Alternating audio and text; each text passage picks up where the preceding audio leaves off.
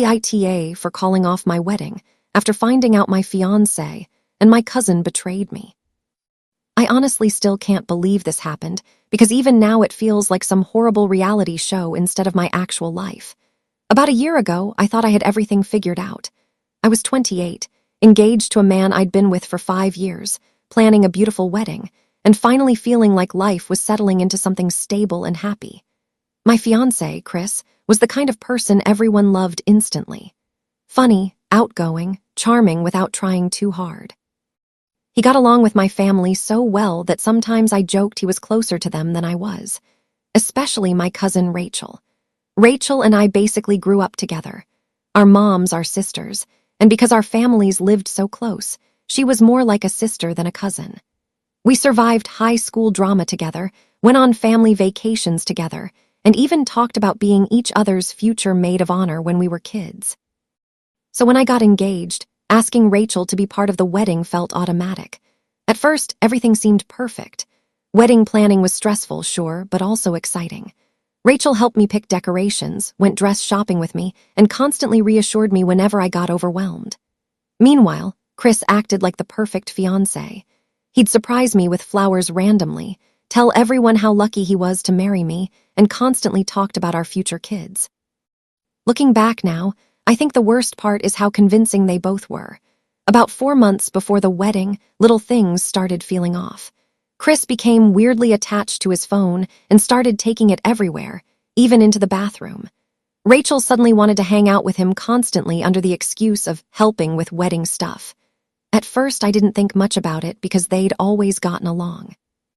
But then my best friend Jenna made a comment during brunch that completely changed everything. She casually asked if Chris and Rachel were always that touchy. I laughed at first because the idea sounded ridiculous, but then she pointed out how Rachel constantly touched his arm, sat too close to him, and laughed way too hard at every joke he made. Suddenly, I started replaying months of interactions in my head, every late-night wedding planning session. Every time Rachel defended Chris during arguments, every inside joke they shared that I somehow wasn't part of. Once the suspicion entered my mind, I couldn't ignore it anymore. Still, I felt insane even considering it. This was my fiancé and my cousin, 2 people I trusted more than almost anyone else in the world. Then came the moment that completely shattered everything. One night, Chris told me he had to stay late at work because his company was preparing for some important presentation. Around midnight, Rachel posted an Instagram story at a rooftop bar downtown. For maybe 2 seconds, I noticed a man's reflection in the window behind her holding a drink. Something about the silhouette instantly made my stomach twist. I replayed the story 3 times before realizing the watch on his wrist looked exactly like the expensive watch I bought Chris for our anniversary. I wish I could say I handled things calmly, but honestly I completely spiraled. I called Chris immediately, and he didn't answer. Then I texted Rachel asking where she was, and she left me on read. At that point, I knew. Deep down, I already knew. I drove to the rooftop bar feeling physically sick the entire way there. Part of me prayed I was wrong and about to embarrass myself, but the second I walked onto the rooftop, I saw them. Chris and Rachel sitting together in the corner holding hands. I genuinely think my brain stopped functioning for a few seconds because the image didn't even feel real.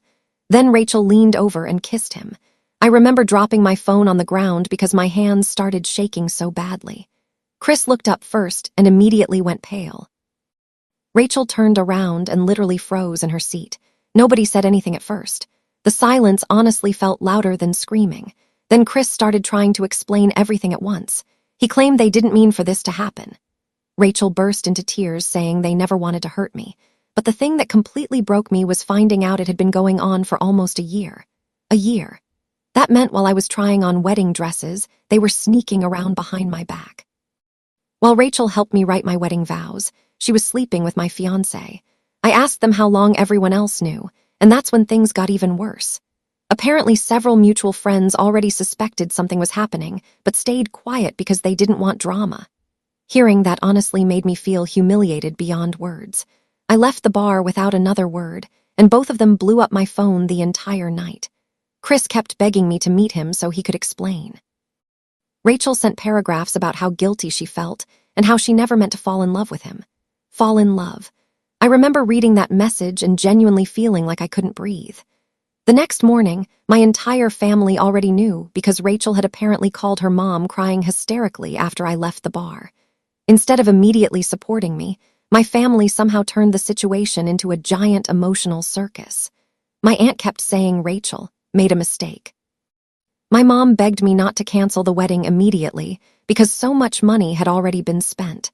Some relatives actually suggested couples therapy like Chris cheating with my cousin was some minor relationship obstacle.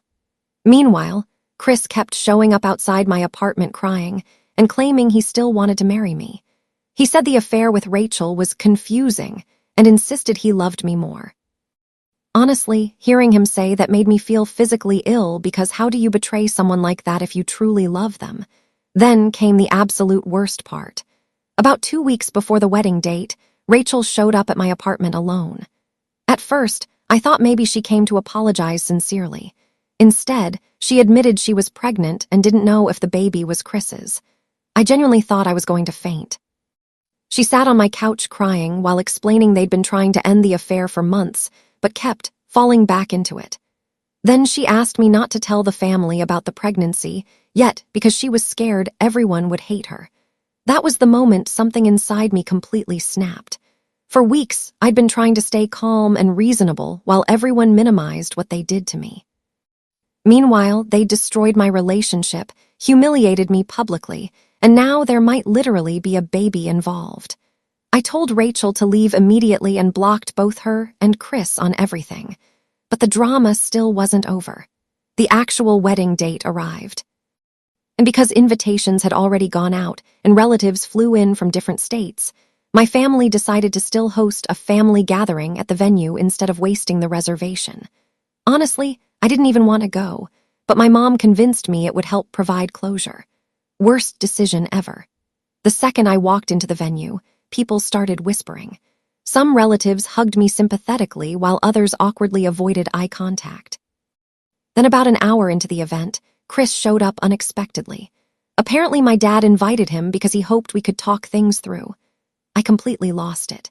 I started screaming at him in the middle of the venue asking how he could betray me with my own cousin while pretending to love me for years. The entire room went silent. Then Rachel suddenly arrived too after hearing Chris was there.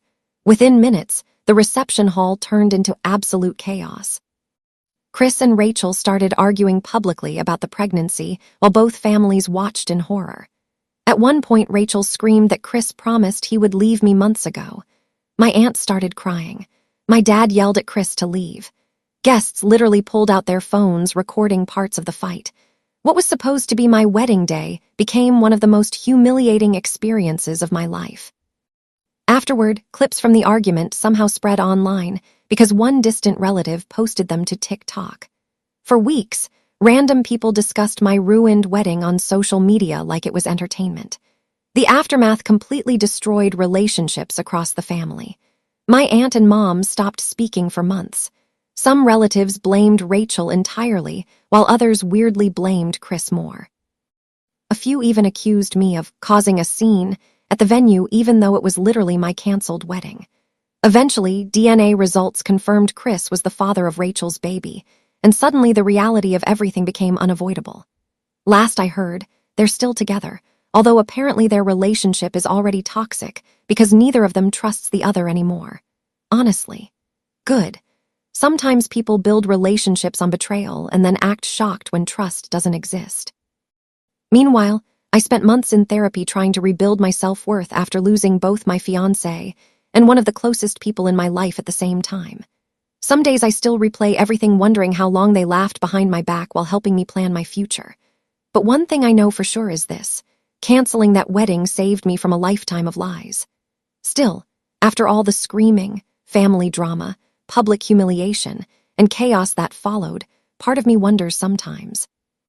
Was I the asshole for exposing everything publicly instead of handling it quietly? Like this video if you think betrayal from family hurts the worst. Comment what you would have done in this situation. And don't forget to like, subscribe, and share for more crazy Reddit stories.